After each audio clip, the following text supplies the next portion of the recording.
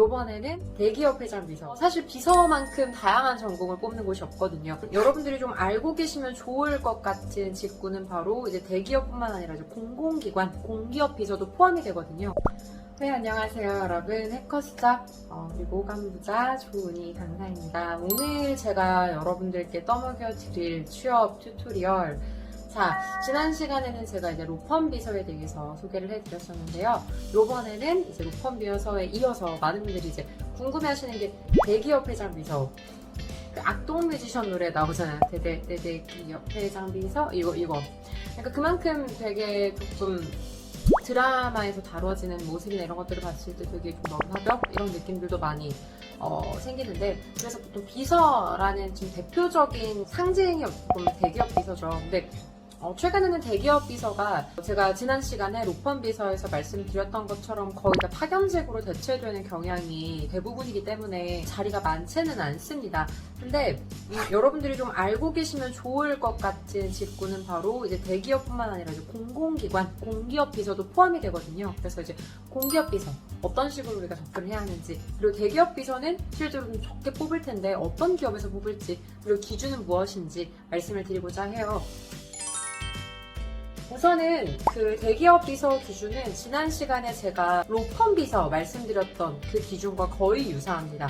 그래서 로펌 비서 같은 경우는 제가 말씀을 드렸던 게 이제 나이, 그리고 토익, 학력, 학점, 그리고 언어, 이런 부분들을 좀 중요하게 본다고 말씀을 드렸고, 그 중에서도 이제 토익 같은 경우는 뭐 8, 900대, 900대 이상은 맞는 게 의미가 있었고, 또 이제 학점도 3.0, 3점 초반 이상은 넘는 것, 그리고 이제 여대를 선호한다라고 말씀을 드렸었는데요.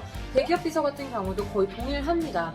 대기업의 경우 어떤 곳에서 비서를 조금 뽑는지를 먼저 제가 조금 말씀을 드릴 수 있을 것 같은데, 일단 농심이나 오뚜기 같이 식품 기업들이 생각보다 많이 뽑습니다. 왜냐하면 해외 교류를 굉장히 많이 하고 수출에 많은 비중을 두고 있기 때문에 비서가 영어를 쓸 확률이 굉장히 높죠. 빈도가 되게 높죠.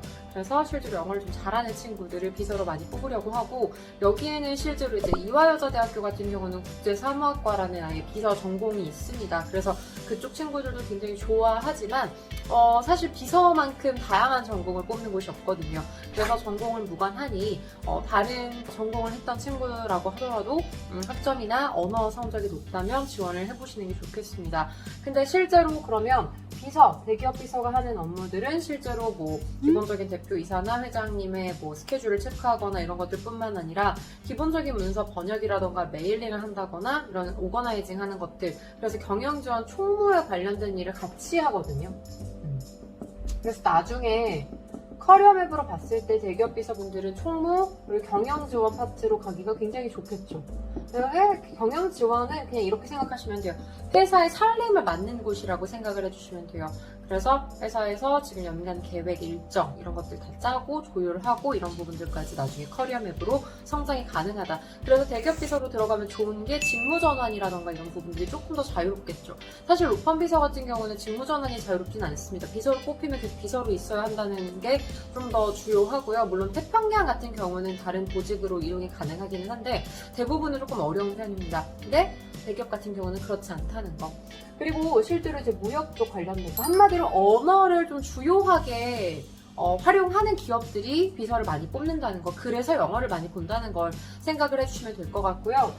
외국계 기업들 중에는 특히 이제 일본 쪽이나 무역은 이제 중국 쪽이랑 뭐 상사 이쪽이 좀 많겠죠. 그래서 외국계 중에서는 특히 이제 일본인 임원이라던가 일본계 기업이나 뭐 같이 본사를 일본에 두고 있는 곳이라던가 그쪽에서도 굉장히 많이 뽑기 때문에, 특히나 이제 비서 지원을 하시는 분들 중에 일본어를 잘하시는 분들은 좀 더 폭넓게 외국계까지 다 지원이 가능하다라는 점 생각해 주시면 좋겠죠. 자, 그리고 실제로 연봉 같은 경우는 높은 편입니다. 3,500. 로펌이 한 3,500 정도였고, 김현장 제일 높은 데가 4,000이었는데, 이런 농심이나 이런 쪽 비서들은 기본 한 4,000 정도는 받아요.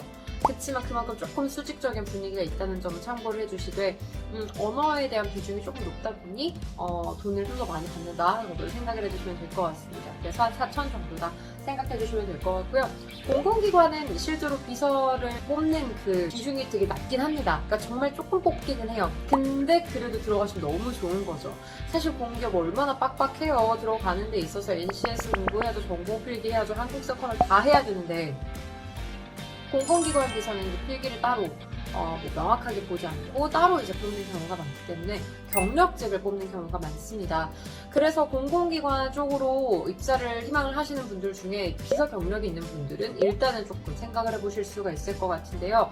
우선 공공기관 혹은 공기업 경력을 굉장히 좋아합니다. 그래서 실제로 공기업에서 비서를 했던 친구들을 굉장히 좋아하는데 이 비서 경력을 실제로 뭐 공기업에서 하시면 좋겠지만 그게 아니라고 하더라도 뭐 파견직 경력이라고 하더라도 이 경력을 가지고 이 계약직 비서 공기업에서 계약직 비서를 많이 뽑는데 특히 어떤 경우냐면 그러니까 산유 대책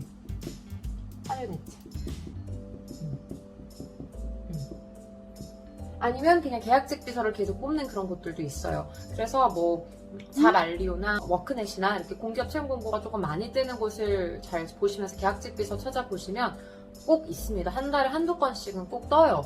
그러면 내가 보통 이런 계약직들은 비서 경력이 있는 사람들을 선호합니다. 근데 어디에서 했건 계약직이기 때문에 그냥 비서 경력이 있기만 하면 솔직히 잘 뽑히거든요.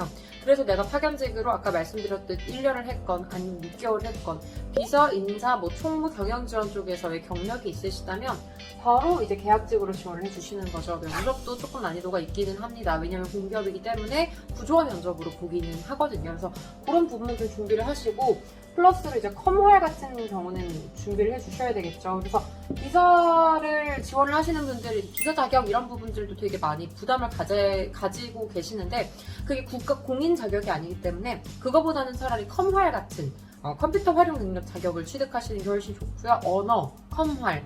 그래서 영어랑 컴퓨터 요거 두 개가 사실 비서에 있어서는 가장 기본적인 자격 조건이다 라고 생각을 해주시면 될 것 같아요. 자, 그리고 어쨌거나 계약직으로 해서 산유 대체로 한 6개월 정도 하시다 보면 뭐 신용보증기금이라던가 한식진흥원이라던가 꽤 많은 공기업들이 비서를 뽑기도 하거든요. 그리고 국회 사무처 쪽에서도 비서를 많이 뽑기는 하는데 국회 사무처에 얼마 전에 이제 계약직으로 들어간 친구 같은 경우가 해준 말인데 실제로 여기 국회 사무처 이쪽으로 들어온 이상 나가는 사람들이 잘 없다. 왜냐? 공기업 같은 경우는 이게 계약직 같은 경우는 이제 외부로 채용 공고를 올리지만 내부에서의 무기계약직이라던가 전환형 되는 이제 전환형 뭐 정규직 채용이라던가 이런 부분들은 내부 공고로 뜬다고 합니다. 그래서 일단 계약직으로라도 들어가시면 그 안에서 기회를 잡으실 수 있는 빈도가 높아지기 때문에 일단은 공기업 쪽도 생각보다 블루오션이다 생각하시고 비서 쪽으로 취업을 희망하시거나 특히 내가 영어 능력이 굉장히 좋고 내가 기획 능력 이런 부분보다는 좀 관리하고 주어진 업무를 그냥 성실하게 수행하는 거 응대 능력이 좀 좋은 친구 그리고 그 중에서 이제 영어랑 컴퓨터 능력이 좀 괜찮은 친구라고 한다면 물론 이 부분은 후천적이니까 충분히 추가적으로 내가 만들 수 있겠죠. 그렇다면 대기업이건 공공기관이건 준비를 해주시면 좋을 것 같고요. 대기업 같은 경우는 아무래도 학력이나 학점이나 이런 부분들을 다 요건들을 좀 꼼꼼하게 보는 만큼 좀 나이도 사실 보죠. 그래서 이제 갓 졸업하고 학점 좀 높고 학점 좀 좋은 친구들이 지원해보기 좋은 공고라고 한다면 공공기관 같은 경우는 블라인드이기 때문에 사실 나이도 안 보고요. 경력만 있다면 여러분들이 학점이 어떻건 전공이 어떻건 간에 크게 주요하지 않으니 내가 후천적으로 뭔가 경력을 쌓아나가면서 공기업에서 비서 일을 하고 싶다라고 하시는 분들은 두드려 보시면 충분히 합격을 하실 수 있을 겁니다. 그럼 다음 시간에 뵐게요.